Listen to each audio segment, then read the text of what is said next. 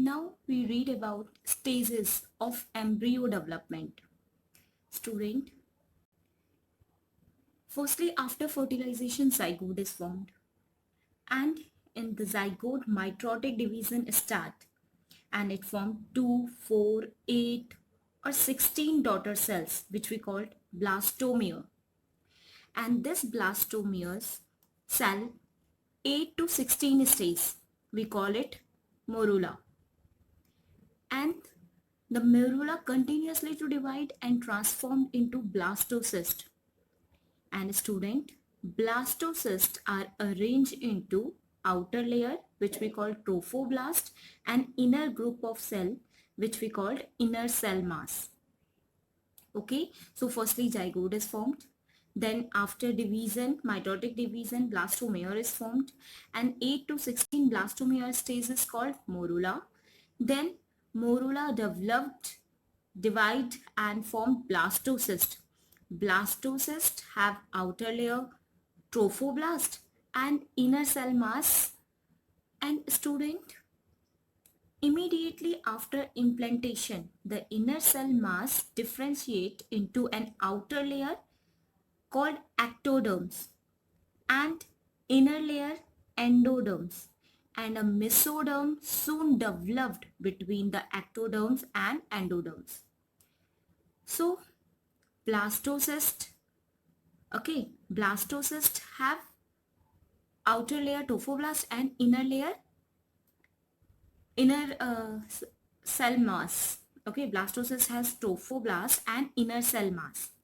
Inner group of cell attached to the trophoblast which we call inner cell mass, and this inner cell mass differentiate into outer layer called ectoderms, inner layer endoderms and a mesoderms. Okay, what is the correct sequence? Firstly ectoderms is developed, then endoderms, and after that mesoderms in between ectoderms and endoderms is developed. I hope you understand. Student, actually these three layers give rise to all tissues and organs in the adult. These three layers, ectoderms, endoderms and mesoderms, these three layers give rise to all the tissue and organs in adult. Student, one more important thing is inner cell mass contains certain cell which we call stem cell, and always remember that stem cell which have the potency to give rise to all the tissues and organ. After that, in human, after 1 month of pregnancy, fetus heart is formed. Here I write heart 1 month. That means the formation of hearts or heart formed within a 1 month. Okay. And after that, the fetus developed limb and digits by the end of second week. Second month. Okay. And then the organ system start to form within a 3 months. Then hairs, body hairs, eyelids, eyelashes within a 6 month. And student, the first movement of the fetus are appearance of in 5th month. Okay, and by the end of the 9 month of the pregnancy, the fetus become fully developed and it ready for delivery. Now the next one is parturitions. Student, the process of delivery of fetus is called parturitions. What is parturitions? It is a process of delivery of fetus. And one more question is here, what is gestation period? Actually, it is a time period during which the embryo remain in the uterus. That means after the last day of menstruations to the day of parturitions is called gestation period. Student, gestation period of human is about 9 months. Okay, and parturitions follow the gestation period of approx 9 months. Student, what happened in parturitions? That means how this process initiate. Actually, neuroendocrine mechanism is responsible for this process. Parturition is induced by a complex neuroendocrine mechanism. Actually, the signal of parturitions originate from the fully developed fetus and the placenta, which induce uterus constrictions, which we called fetal ejection reflex. Okay, what is neuroendocrine mechanism? Here I only write the neuroendocrine mechanism is responsible. What is neuroendocrine mechanism?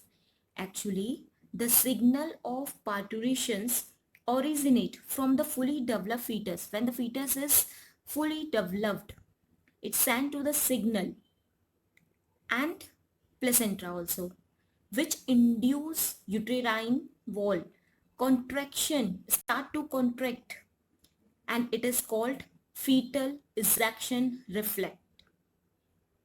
Okay, student, actually fetal induce mild, that means very less uterine contraction, and it increase estrogen and progesterone ratio. The ratio of estrogen and progesterone is also increased, and it trigger the release of oxytocin. Is that clear? It triggers the release of oxytocin.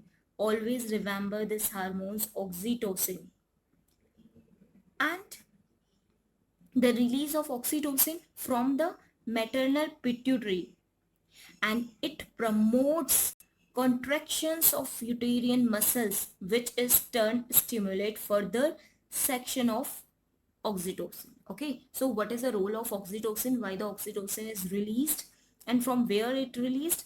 Oxytocin from the maternal pituitary, its function is to promote contraction of uterine muscles. This one is a 9-month-old fetus. What happened? There are 3 stages of parturition. The first one, this one is the first stage of birth. What happened? Cervix dilates. That means ruptures amniotic sac. Firstly, amniotic sac ruptures in which baby is there, and cervix dilates. Now in a second stage of birth, baby emerged. Here you see through the cervix, baby emerged. And third stage of birth, expelling after birth. This one is placenta, this and uterus and embryonic cord. Student, what we read that when the oxytocin is released, it promotes the contraction of uterine muscles, which is turn stimulate further the secretion of oxytocin, and the oxytocin stimulate reflex between the uterine contraction and oxytocin secretion, and continue this process result stronger contraction. When the stronger contraction is there, it lead to expulsion of baby out of the uterus through the birth canal, and this process is parturitions. And soon after the birth of the baby, placenta is also expelled out. Here you see in a third stage of a birth, expelling after birth. Okay, so after the birth of baby, placenta is also expelled out. So this is the process of parturitions. Now we read the next one, lactation. What is lactation? The production and release of milk by the mammary glands of the female after birth of young one is called lactation. Okay, so lactation is the milk production from mammary glands towards the end of gestation period, and gestation period in human beings is 9 months. Okay, so the mammary glands in a female undergo differentiations during pregnancy, and the production and release of the milk after the mammary glands of a female after birth of young one. It's called lactation.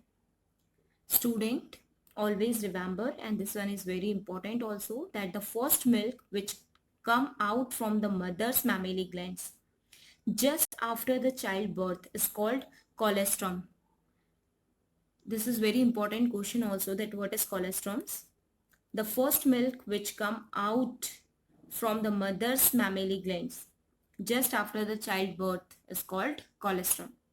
Why it is very important? Because the first milk is rich in protein and energy along with the antibiotic that provide passive immunity to newborn.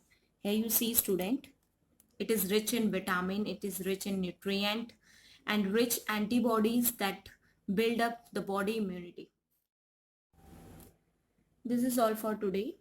In my next video, we start the next chapter, chapter 4, reproductive health.